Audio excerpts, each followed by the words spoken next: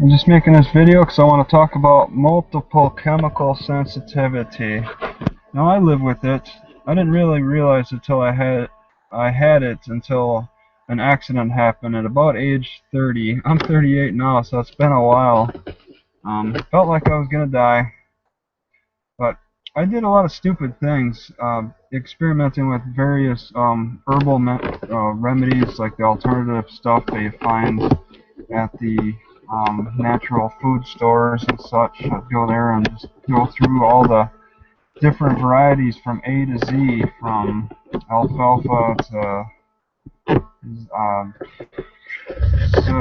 whatever Z is, um, and tried it in tea form. A couple I've smoked a little bit. You can smoke the mullein. Um, yeah, playing around with that just to get familiar with herbs. And I wonder if that could cause some added issues with multiple chemical sensitivity by just simply abusing herbs. Because I thought I could harvest. I thought I knew more than I did harvesting things in the wild. And there are just, it's like 90% of the stuff out there in the woods is just not edible. You have a better chance of finding the edible stuff along a roadside. But I went through and I've hurt my stomach a little bit here and there until ultimately, well, first of all, I tried the tea. It's called something tea, tea tree oil, and they said, somebody said stupidly that you can rinse your mouth out with it.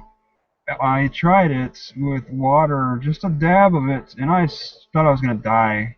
It just shut my brain down. It shut everything down inside me. It was a horrible experience. I just ended up pacing back and forth for a couple hours, trying to keep my consciousness and drinking lots of water. Learned the hard way, that's just nothing that you mess with orally. Yeah, and I'm not that interested in messing with it on the skin either. Although it probably could help, it might help with my immersion foot. But I thought that may have just been an indicator that I was making too many bad mistakes with consumption of harmful things, just that type of bad reaction. But ultimately, something that really set me off was soaking these choke cherries that were highly acidic and really a loose, easy to bend aluminum pans. I think that slurry like tore up the aluminum, like cleaved it. I drank the slurry after 15 minutes of soaking. That was it. And my stomach just started going into convulsions, and I felt like I got a terrible hiatal hernia, a lot of pain in my chest. And that only lasted 2 or 3 years. Me trying to run from doctor to doctor, then giving up on the doctors, going from acupuncturist to acupuncturist, and intrigued by what they were doing because it seemed to be helping a lot more than what the doctors were doing. Then I learned about that magnet therapy and started playing around with that idea exclusively. So it was a progression there. But it's not just what I was doing on my own. Okay, there's also environmental factors too. I was in Rice Lake, and it was okay over there.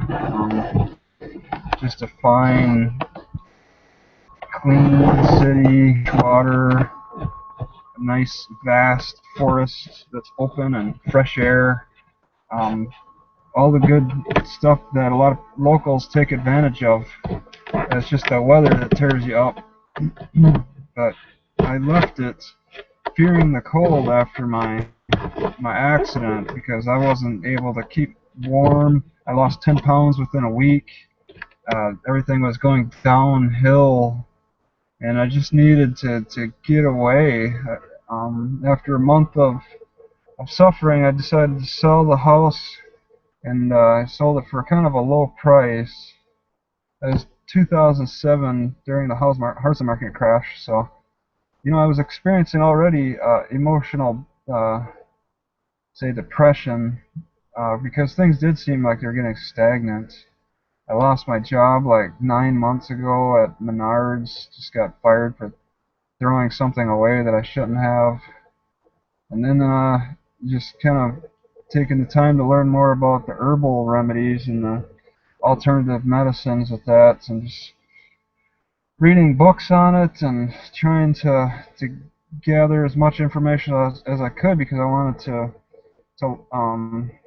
live off the wild a little bit, because I was just having trouble keeping jobs. Might as well figure out how I can go out and get free food. Um, it only makes sense to me, especially with my investment strategy. I try to focus on things that'll go up in value, that'll make your money work for you, type of thing. Make the forest work for me. Let it just I identify what I like in the forest that's edible, and grab it. It works for me, but it didn't work out too well. But yeah, I consumed that slurry, sold my house, went to San Diego. Things got even worse in San Diego because that's a highly polluted place. I have multiple chemical sensitivities that were really being pronounced because the water was bad, the air was bad, the land was bad. I don't know how people survive there. It's inhospitable to life. Okay, anything living there had to be planted by man. Okay, it's not like Oregon, Washington, Northern California. Everything up north, it can thrive and grow on its own, but in the San Diego, they got to ship everything in to the city because things just die there, and you can feel it. The water. I tried sprouting wheatgrass, and it just wouldn't take. It couldn't live. It would just the wheatgrass would keep dying in tap water. So it was just nasty water. One guy I know claimed that he drank it every day, and he assumed that he just needed to get used to it. You just can't get used to all those um, estrogen drugs that get pumped into the water, and whatever else slips through the system, all that chlorine and stuff. No, it's something that's just you gotta work around. Either leave the place, find cleaner areas, or really ship things in if you have the money. And I didn't have enough money. I did have this house sale money. And I was going kind of fast living down there renting because I wasn't homeless at the time. So it was just that money was going fast. But I was experiencing too much sickness. That's when I first got into the acupuncture, at least. There's some school there, Pacific School of Acupuncture, of Oriental Medicine. But I can't. Okay, pretty much it comes down to I can't take big cities because of the chemical problems there, the pollution. I could when I start walking into the center of San Diego or Portland even. I start feeling sicker and sicker because there's a collection of just nasty air, and I start breathing it in. I haven't had a foggy head since I've been in Washington. There's nowhere in Washington that's bad. Maybe Port Hadlock, and I did complain about that in a video, in my what's it smell like video. Need to make more of those. I'll say that this place smells great. The air is fresh and beautiful in Raymond. I can't complain about this. I usually make a video about what's it smell like if I have something to complain about.